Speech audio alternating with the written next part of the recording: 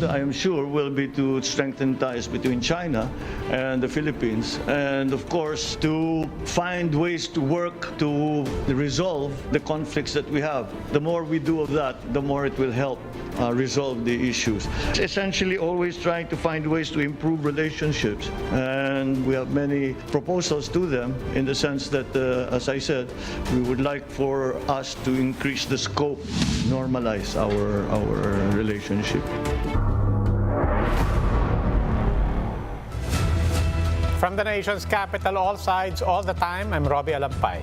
And I'm Sean Yao. The big story tonight. The country commemorates today the 6th anniversary of the Hague ruling, which affirmed the Philippines' claims in the West Philippine Sea. The Defense Department described the findings of the International Tribunal as final and indisputable. Marlene Alcaide with the details. Exactly 6 years ago, the Permanent Court of Arbitration in The Hague in the Netherlands unanimously ruled in favor of the Philippines in a maritime dispute against China. The ruling stated that the Philippines has exclusive sovereign rights over the West Philippine Sea and that China has no legal basis to claim rights in other parts of the South China Sea within the 9-dash line.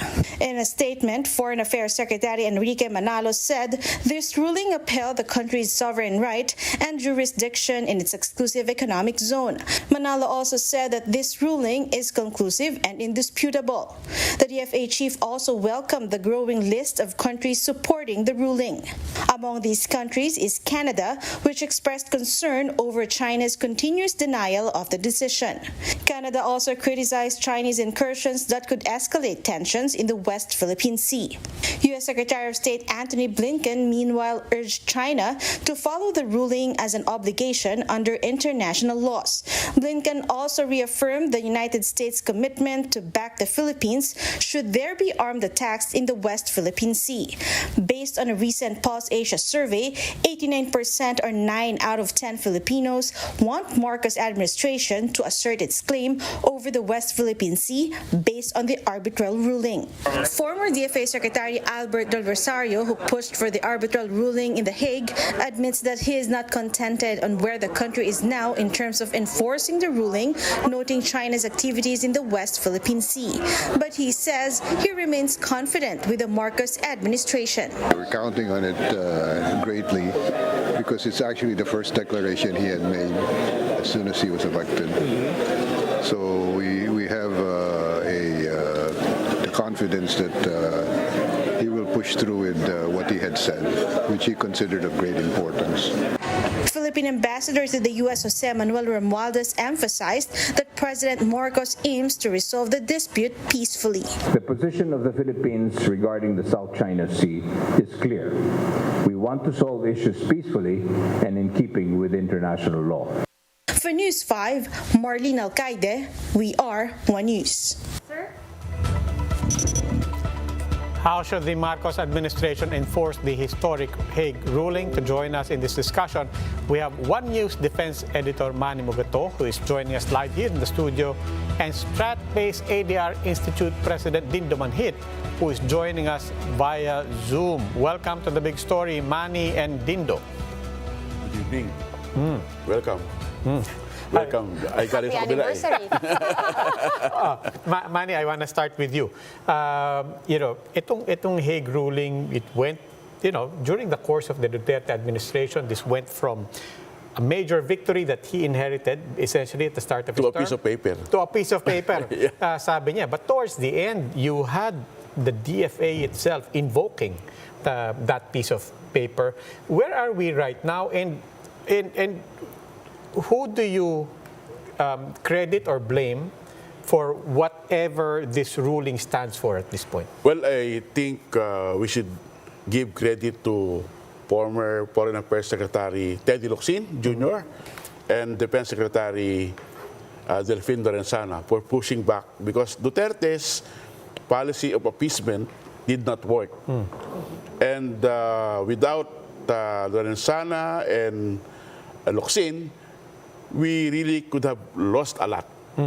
But since they're insisting on it and invoking our legal victory, I think in the end, Duterte saw the light. because in the end, he ordered Locsin to scrap the joint venture agreement with China, which really nothing happened. But is it not too little, too late? It's little too late, but the problem is Duterte tried to appease Xi Jinping and the Chinese government by becoming too friendly with them, hoping that economically will benefit. Because during Aquino's time, remember when we had this problem, China imposed a lot of non-tariff barriers on our fruits, pineapples, bananas, mangoes. Pinauwi sa atin lahat kasi may ano daw, peste, no? Pero wala naman, no? So I think Duterte wanted to benefit by economically, but nothing happened because China promised $24 billion in his first visit in October 2016. But at the end of his term, ano nakuha natin? 2 tulay. Di ba? All right, but that's done na, di ba? Nasa Marcos administration na tayo. How does this all bode for the foreign policy of President Bongbong Marcos? Well, that remains to be seen. But based on his initial statements, we are quite hopeful that he will invoke the arbitral ruling. Is Dindo Manhit with us now? Dindo, are you there? Yeah, sorry. Traveling really from traffic. Mukhang wala pa si... Yes, I'm here. Mukhang wala pa si Dindo Manhit. But sige, let's turn to you pa rin, Manny.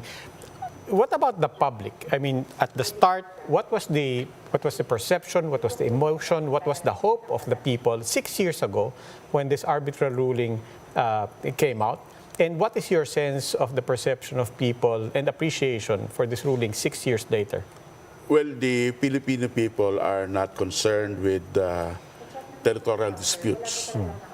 But because of what happened in Scarborough Shoal, when our fishermen were denied entry into this lagoon, and our sorbet ships were harassed in Reed Bank, as well as our resupply ships in Ayungin Shoal, I think the Filipino people understood what we are going to lose if we allow China to just do their thing.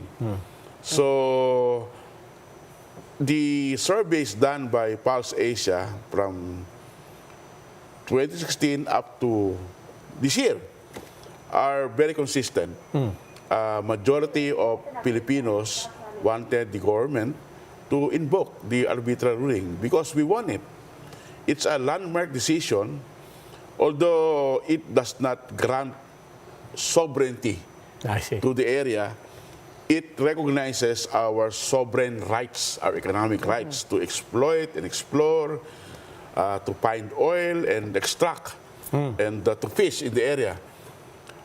This is very important for our energy security and our food security. And China is also very interested because it has 1 billion mouths to feed. And it is already a net importer of oil. So they want all the resources there.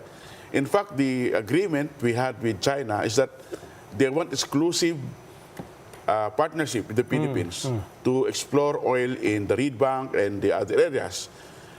By the way, the Reed Bank is within the Philippine 200-mile economic zone. So it is ours. China has no right to impose what they want. But they are claiming it based on historical rights that the 9-dash line, which the arbitral ruling nullified. And the ruling is final. So China cannot appeal. I think China has to recognize it once and for all. All right, on that thought, hold that thought. Manny, I'm just going to invite everyone to join us in this conversation. Our big question tonight: how can the Marcos administration protect the Philippines' rights over the West Philippine Sea? Share your thoughts on our Facebook and YouTube live stream or post a tweet with the hashtag #TheBigStory. We'll read some of your comments later on in the program. After the break, we'll continue our discussion with One News Defense Editor Manny Mogato and Strat-based ADR Institute President Dindo Manhit. Keep it here on One News, all sides, all the time.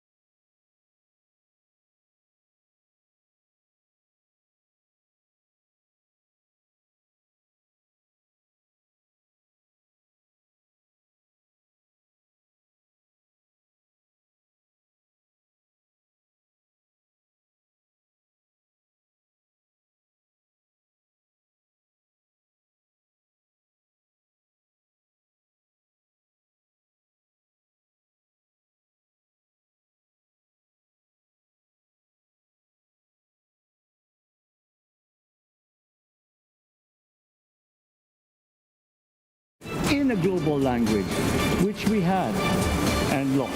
Our teachers from elementary up are heroes fighting ignorance with poor paper weapons. Once we had an education system that prepared coming generations for more and better jobs. There is hope for a comeback. Vice President and soon-to-be Secretary of Education.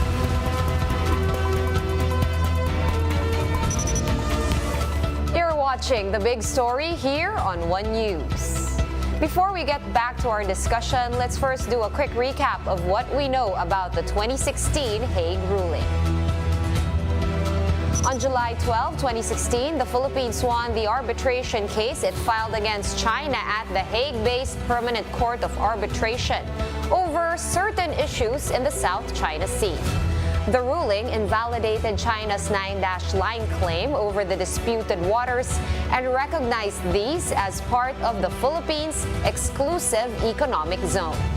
The tribunal also found that China had violated the Philippines' sovereign rights in its EEZ.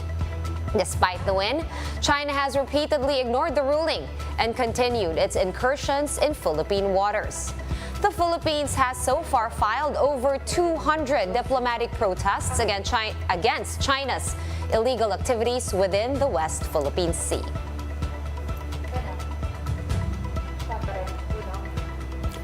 Still joining us tonight, One News's defense editor Manny Mogato, and via Zoom, Strat-based ADR Institute President Dindo Manhit. Welcome to the discussion, Dindo.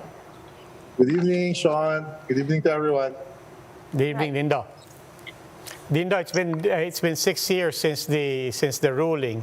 I wanted to ask you, going to the arbitral process resulted not only resulted in a victory for the Philippines, it also represented a strategy, diba?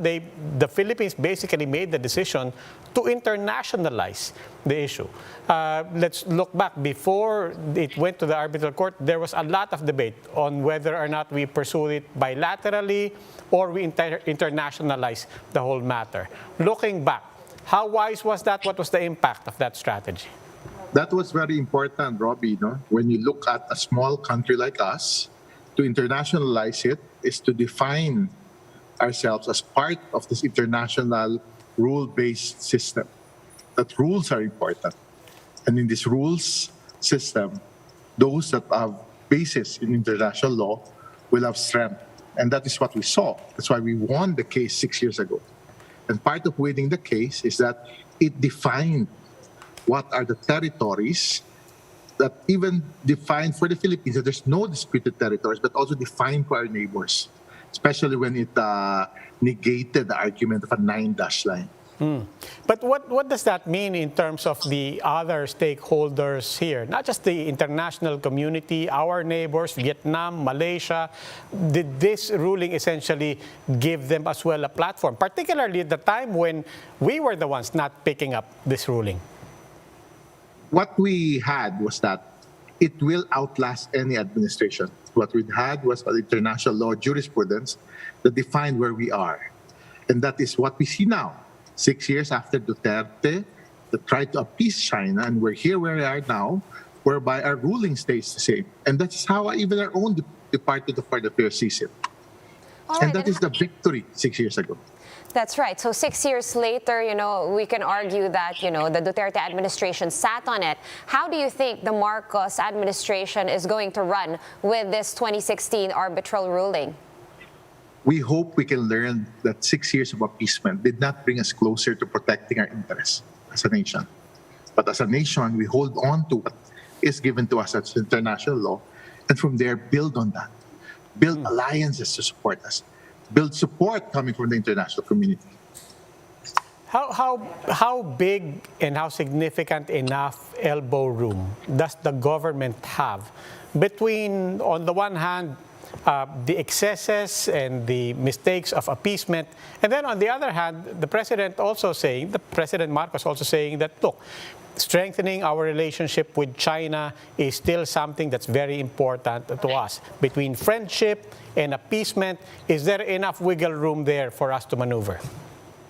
We have to realize that 6 years of appeasement has not really built and support the interests of the Philippine people in terms of trade, investment. So we learn from history. We learn from this contemporary history this past 6 years and build from that. And from there, move forward. We have a new administration that can learn that appeasement will not generate enough strength to have a strong bilateral relationship. It becomes a one-way relationship. So hopefully, we'll learn from the lessons of the past 6 years.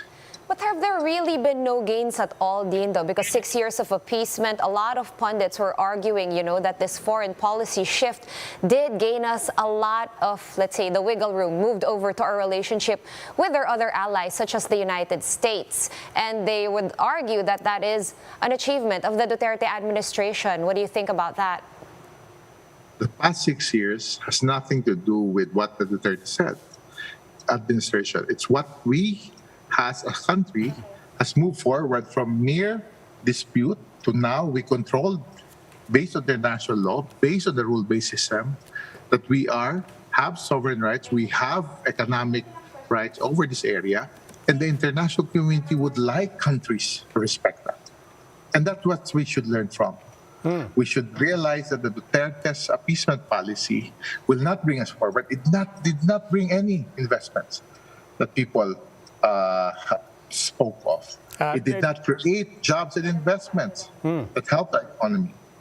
Dindo, it didn't create or provide much, but did we lose anything? Kanina pinag-uusapan namin ni Manny Mugato, this famous line, of course, with President Duterte, notwithstanding the DFA and the DND eventually invoking the ruling. But at one point, the low point of this ruling, President Duterte calling it a piece of paper. Did we lose anything over the past 6 years? We lost time. We could have built alliances. We could have built partnership to strengthen our nation, to protect our interests. We have friends in the international community ready to help us. And we see that now. Even today, we see strong democratic nations standing firm with us, celebrating the victory of a small country based on international rules, international order. We should give value to that. And that's what we have lost in the past 6 years. Hopefully, we should not lose another 6 years. We should not squander another 6 years in not doing anything but appeasing a strong neighbor. Okay, Dindo, we see you're on your way to another important appointment. Maraming salamat. We'll let you go. Thank you for this opportunity. Manny, balikan ko lang isang sinabi ni Dindo. He sinabi niya, if I got it right, you tell me if you agree. He essentially said, look, we lost time. But he seems to be saying also that's all we lost. He seems to be saying the ruling is intact, the international stakeholdership over this has strengthened, has developed. We're on stable footing as far as we got from this victory. Do you agree that time lang ang nawala sa atin? I agree with Dindo that we lost time, but I think we lost more than that, no? Because we lost opportunities. Because if the arbitral ruling was invoked, we could have stopped China from incurring into our territory, into our territorial waters, stopping our fishermen from fishing, and blocking the exploration done by local companies in the Reed Bank and other areas. So we did not lose only time, but we lost a lot. I think opportunities. Because even if you got back time and we now have a fresh 6 years, hindi na ganun kadali ngayon bawiin yung mga yun. Yeah, because you know it takes I think 10 years to develop an oil field, an oil and gas field. If we started exploring in the Reed Bank, by now we could have been a lot better. We are starting from scratch. So time, opportunities, money, everything, we lost a lot. And time is really the most valuable resource that there is. Thank you so much for your time. One News's defense editor, Manny Mugato. Salamat, Manny. Thank you. And after the break, the Bangko Sentral has reminded retailers and banks to accept folded polymer banknotes for transactions after a mall supposedly refused to accept folded 1,000 peso polymer bills. That and more when the big story returns. Keep it here on One News.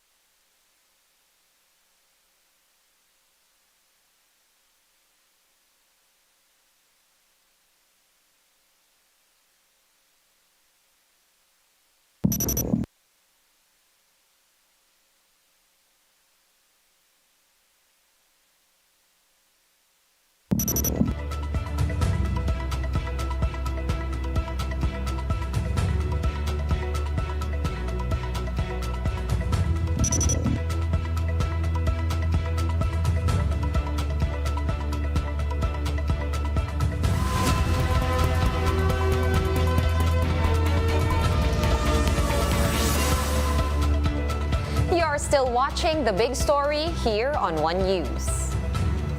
Have you gotten your hands on the new 1,000 peso polymer bill? Well, Robbie and I haven't, but here's some good news for you guys. The Bangko Sentral says you don't need to buy a longer wallet. The BSP says retailers and banks must accept 1,000 peso bills that are kept in regular bifold wallets. Faith Del Mundo tells us more in this report. This post of an off-track betting teller, Raylan Lopez, went viral and reached thousands of shares online. In her post, Raylan said that an SM branch refused to accept her new 1,000 peso bill, which bore a slight fold in the middle. The amount was supposed to be used to pay her bills through an e-wallet.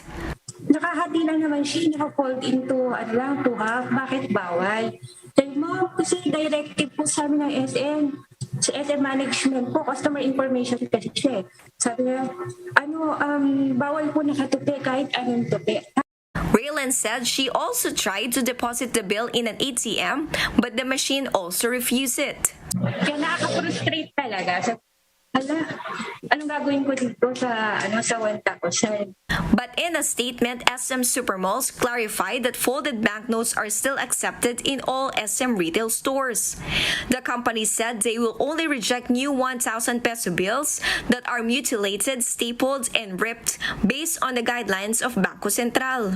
The BSP also released an advisory saying that retailers and banks should accept folded money made of paper or polymer. They reminded the public to take care of both paper and polymer banknotes. Proper handling includes storing banknotes in wallets where they fit properly and keeping them clean. Recall that the central bank earlier said the new 1,000 peso bill is made of polymer material because it is easier to sanitize, environment-friendly, and cheaper to make. It also has more security features which makes the bill harder to counterfeit.